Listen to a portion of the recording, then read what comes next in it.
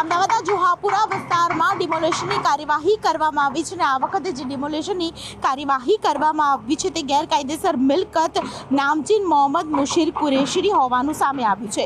મોહમ્મદ મુશીર જુગાર arms act સહિતના અનેક ગુનાઓ તેમના વિરુદ્ધ નોંધાઈ ચૂક્યા છે.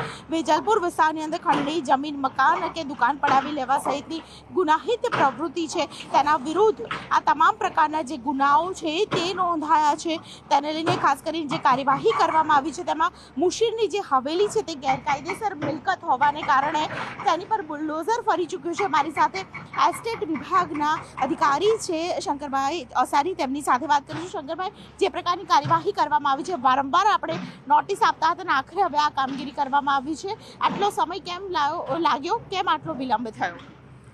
કોઈ કારણસર થઈ શકેલ નથી, પરંતુ આજે આ કામગીરી હાથ ધરવામાં આવે છે અને દૂર કરી રહ્યા છે. અચ્છા, કોણ છે, શું છે, કેવી રીતે આપણે કામગીરી કરી છે?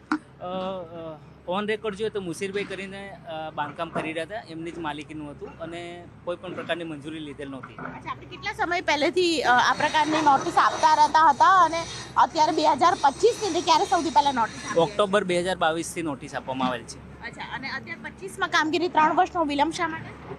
તો કોઈ અગમ્ય કારણસર થઈ શકેલ નથી, પરંતુ અત્યારે આપણે દૂર કરી રહ્યા છીએ. કુલ કેટલી નોટિસ આપી છે? 3 નોટિસ આપવામાં આવેલ છે. 3 નોટિસ આપવામાં આવી છે. એ સિવાયની આજની કામગીરીને લઈને બીજું પણ શું ધ્યાનમાં રાખવામાં આવશે? આ મિલ્ક સિવાય અન્ય કોઈ ગેરકાયદેસર મિલકત પણ સામે આવી છે કે કેમ? નહીં, બાંધકામો જે ધ્યાન પર આવે છે તેઓને આપણે નોટિસો આપીએ જ છીએ, દરેક ગેરકાયદેસર બાંધકામને. અને આ વખતે જ્યારે આ જે નામચીન વ્યક્તિ હતા કે જેને આ પ્રકારની ગુનાહિત પ્રવૃત્તિમાં તેમનું નામ હતું, તો આપણી પાસે કેટલા પુરાવા હતા જે પ્રકારે આપણે આજે કામગીરી કરી છે?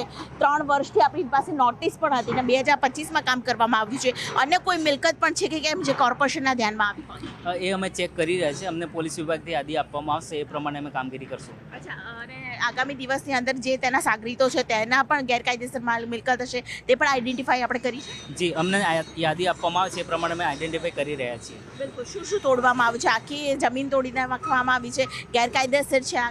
નહીં, અમે ખાલી અત્યારે જે બાંધકામ થયું છે એને દૂર કરી રહ્યા છીએ. નહીં તો એ ખાનગી માલિકીની જ છે જગ્યા. એટલે કોની માલિકીનું હતું આ બાંધકામ?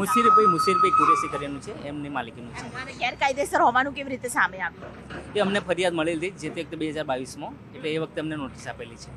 અચ્છા, એટલે આ જમીન કોની છે? ગેરકાયદેસર બાંધકામ થયું તો કોઈની પાસે પચાવી પાડેલી? જમીન બી એમના માલિકીની જ છે. 7/12માં એમનું નામ છે. છતાં પણ ગેરકાયદેસર હોવાનું કેવી રીતે સામે આવ્યું? એમને અમે નોટિસ આપી, એમના કોઈ પણ પ્રકારના પુરાવા રજૂ કરેલ નહોતા. પુરાવા રચના ના. પુરાવાના અભાવે ખાસ કરીને અમદાવાદ મહાનગરપાલિકા દ્વારા જે કામગીરી કરવામાં આવી છે તેમાં આપ જોઈ રહ્યા છો કે આખું જે હવેલી અને આખું સામ્રાજ્ય છે તેનું નેસ્તનાબૂદ કરવામાં આવ્યું છે. સૌથી મહત્ત્વની વાત છે કે જે પ્રકારનું ગુનાહિત પ્રવૃત્તિ ધરાવતા વ્યક્તિઓ એક પછી એક તેમના મકાન છે જમીનદોસ્ત કરવામાં આવી રહ્યા છે, ત્યારે ફરી એકવાર બુલડોઝર છે તે ફરી રહ્યું છે ને તે એ મકાન ઉપર કે જે ખાસ કરીને અનેક ગુનાહિત પ્રવૃત્તિ સાથે જોડાયેલી વ્યક્તિ છે. ગુનેગારોની લિસ્ટ તૈયાર કરવામાં આવેલી હતી. એમાંથી એક મોટો ગુનેગાર મુશીર ડોન કરીને છે જુહાપુરા વેજલપુર એરિયામાં. એમની એક મોટી પ્રોપર્ટી अपने તંત્ર દ્વારા આઈડેન્ટિફાઈ કરવામાં આવી હતી, ઇસ્માઇલ પેલેસ નામની. એ ગેરકાયદેસર છે, એગ્રીકલ્ચર લેન્ડ ઉપર છે અને એએમસીની મદદથી એને બુલડોઝર એમને ઉપર ફેરવાની કાર્યવાહી અત્યારે ચાલુ છે. સીપી સાહેબની સખ્ત સૂચના છે, જો પણ એએમસી કોઓપરેશન માંગે છે, આપણે બંદોબસ્ત માંગે છે, એ આપને આપવાનું રહેશે.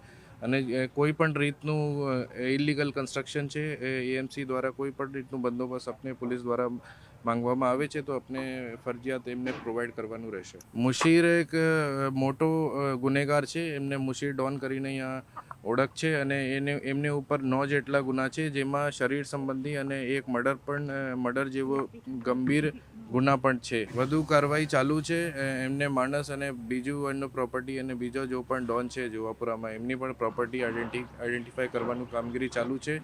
કોઈ પણ પ્રોપર્ટીને આપણે પોલીસ દ્વારા કોઈ પણ રહેમ નજર એમને રાખવાનું રહેશે નથી. આપણા ઝોન 7 વિસ્તારમાં 150 જેટલા લુખ્ખા તત્વોની યાદી તૈયાર છે અને એમાં બધી કામગીરી પ્રોપર્ટી આઈડેન્ટિફાઈ કરવાની અને વીજ કનેક્શન ગેરરીતે કોઈ પણ હોય એની કામગીરી સખ્ત ચાલુ છે.